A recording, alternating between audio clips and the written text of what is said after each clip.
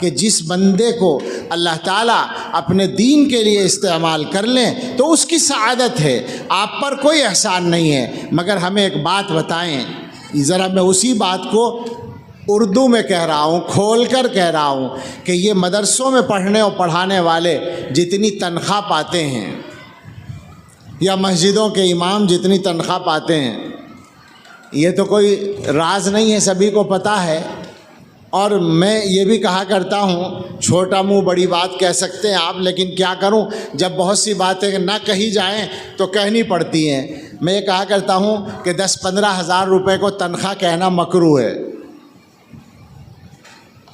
اور مکروہ تحریمی۔ 30,000 سے کم کو تنخواہ کہنا بالکل مناسب نہیں لگتا، یعنی 1,000 روپے روزانہ تو آدمی کو ملے، اس سے خرچہ چل سکتا ہے تھوڑا بہت مناسب انداز میں۔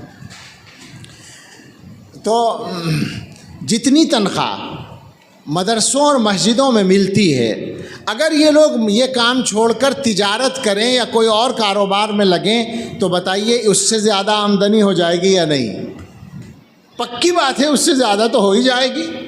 اس سے زیادہ تو مزدور کو مل جاتی ہے نا آج کل۔ ہمارے یہاں مستری کے ساتھ، یعنی وہ جو تعمیر والا ہے اس کے ساتھ